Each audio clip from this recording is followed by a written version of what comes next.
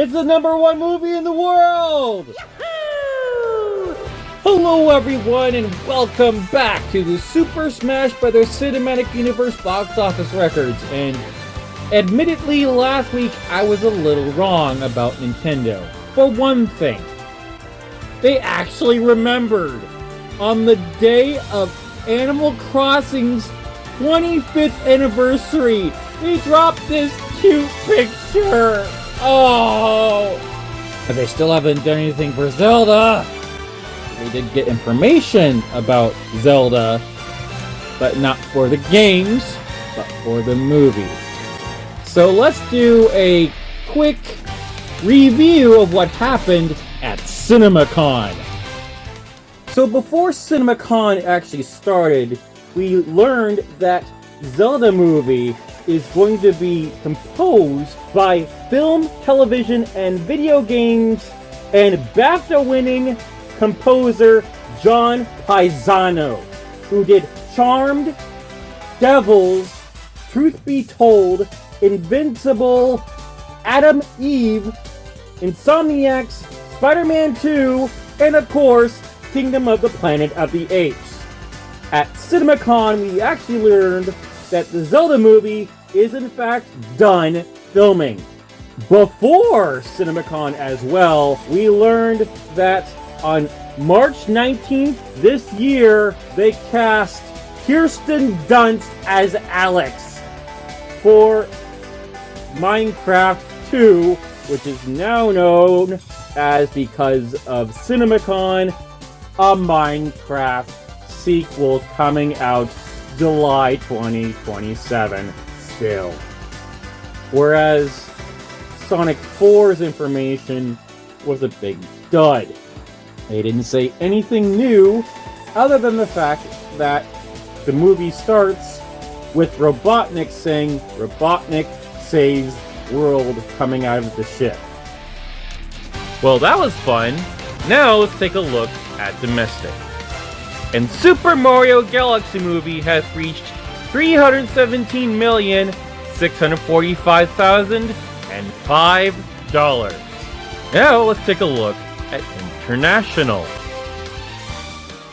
And Super Mario Galaxy movie has reached $321,389,000. And now let's take a look at worldwide. Super Mario Galaxy movie has reached $639,034,005. It is now third place in worldwide. Currently, I'm working on the review for Super Mario Galaxy movie. So in the meantime, let's take a look at part 2 of everything that led to Apple Galaxian. Now I'll see you at upcoming films and shows.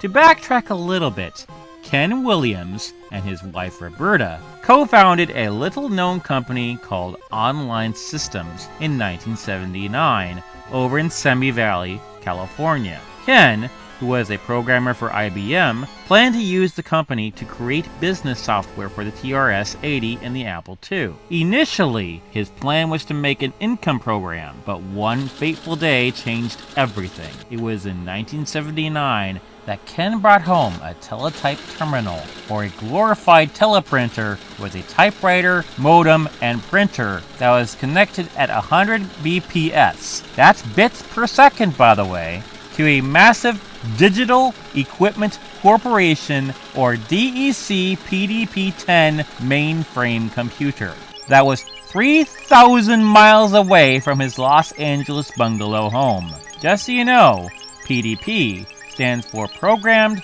Data Processor. So Ken had a look through the host system's catalog and discovered a file called Advent, which sounded intriguing, and gave it a look. It was the text adventure Colossal Cave Adventure by Will Crowther that was written in 1976 with the Fortran, that's a contraction of Formula Translation, Computer Language that expanded in 1977 by Don Woods, who found it in the mainframe of the Stanford Medical Center. Colossal Cave Adventure is the first well-known example of interactive fiction, as well as the first well-known adventure game. It was one of the first teletype games, based on Crowther's maps and experiences spelunking in Mammoth Cave in Kentucky, which is known as the longest cave system in the world. The game was designed to be accessible to a lot of players, including his 2 daughters. After playing a few rounds of Dungeons & Dragons, and was made to give them something to do after their divorce from his wife Pat, a situation I know all too well. Whereas Don's version had a lot more fantasy elements, as well as a save feature, a score system, and other fun additions. Fun fact, Will Crowther was not only a game developer, but was one of the people who helped work on ARPANET, which this game was distributed on. Now back to Ken. He had encouraged his wife Roberta to join him in Colossal Cave Adventure, which she enjoyed. But then Ken brought home an Apple II. One source said he got it at Christmas, which led to them playing through its text adventures. It had games by Scott Adams. Remember? He's the guy who created Adventure International and Soft Tape to play. There's more you should know about Scott Adams, as he got his start in 1975, writing a graphical action game that was a lot like Space War on a 16-bit computer which was built by his brother Richard. The Adams Imp 16, the first ever 16-bit personal computer, whereas Scott was, in fact, the first person recorded to have created an adventure-style game for personal computers back in 1978 on a 16-kilobyte Radio Shack Tandy TRS-80 Model 1, of which was written in BASIC. That's right, beginner's, all-purpose, symbolic instruction code. That game was Adventureland, which of course he cited that the inspiration of said game was Colossal Cave Adventure, which has an awful lot in common with Adventureland. The text adventure that had no plot, but involved searching for 13 lost artifacts in a fantasy setting and is controlled through the use of written commands that notes movement such as the 4 cardinal directions: north, south, east, and west, as well as up and down. This game is able to recognize a total of 120 words, but the parser, that is a program that is part of the compiler, as to parse, meaning to extract information, usually syntactically and assign it to something else, aka taking anything in a programming or markup language to convert into executable instructions or data, can only take the first 3 letters in a word into account. Unfortunately, that means not only does the parser misidentify words, but commands need to be truncated, like light lamp would have to be written as liglam. To beat the game, you will need to collect a statue of Paul Bunyan's Blue Ox Babe, a jeweled fruit, a golden fish, a dragon's egg, a golden net, a magic carpet, a diamond necklace, a diamond bracelet, a pot of rubies, royal honey, a crown, a magic mirror, and finally, a firestone. After Adventureland, in specifically 1979, he wrote Pirate Adventure, Secret Mission, aka Mission Impossible, Voodoo Castle, a game that his wife was credited to have mostly made, giving a female character by the name of Medium Megan, named after their daughter, by the way, her first dialogue. The Count, Strange Odyssey, Mystery Funhouse, and Pyramid of Doom, which he made with Alvin Files. Any one of these, Ken and Roberta might have played. To my surprise, these games were ported to a ton of different platforms. After the TRS-80, we have the Apple II, then the Atari 8-bit, then the TI-99-4A, the Commodore PET, the Commodore 64, an IBM PC, the VIC-20, the ZX Spectrum, BBC Micro, Acorn Electron, the Dragon 32 and 64, and the Exidy Sorcerer. As for Soft Tape, it was founded originally as Soft Tech in 1977 by William V.R. Smith, Bill DePue, and Gary Koffler, 3 classmates from John Burroughs High School in Burbank, California. But when they opened their doors, whoopsie! Someone else had the name. So after a mere months later, they were forced to rebrand into Soft Tape, being the first publisher for Apple computers. As in soft, like software, and tape for the cassettes they sold. As a company, they published video games, utilities, and productivity programs. They made games such as some instant library modules, Tic-Tac-Talker, Star Warriors, Space Maze, Saucer War, Saucer Invasion, Rocket Pilot, Road Race, Space War, Fighter Pilot, Bulls and Bears, Bomber, Apple 21, Advanced Dragon Maze, Solitaire Poker, Roulette, Racer, Pro Golf 1, Othello, Microgammon, Jupiter Express, Journey, Gomoku, Crazy 8s, Craps featuring Bright Pen Craps, Coney Island, Burnout, Bubbles, and Baseball Fever. Just so you know, those were the games they made from 1978 to 1979 alone. Starting nationwide with the Soft Tape Software Exchange Club, first with Module 1, selling for $20 with a membership, and was the first service for the Apple II of its kind. Based on the sheer variety of other genres that Soft Tape had, it's a no-brainer that they would grow dissatisfied of text-based games. But in reality, it was Roberta that said it best. When I finished Adventure, it was as if a new world was open to me. I couldn't believe it. I played all the other adventures and they were fun, but they didn't match the original. That's right, she felt Soft Tape's only adventure game, Journey, didn't hold a candle to Colossal Cave Adventure. After seeing the graphical capabilities of the Apple II, they had the revelation that with this computer, they could give the adventure genre a much-needed facelift. Taking the inspiration from famous English writer Agatha Christie's classic mystery novel that is currently called, because I refuse to say the original title, 1939's And Then There Were None, as well as Waddington's classic board game that was once called Cluedo, but everyone else knows as Clue. They created the game Mystery House, which helped to break a possible linear structure in their code. Though, in order to create this game, Ken had to borrow his brother's Apple II computer, possibly to speed up production, and the couple had to invest in a Versa writer, specifically the one from Peripherals Plus. Why did they need the Versa writer?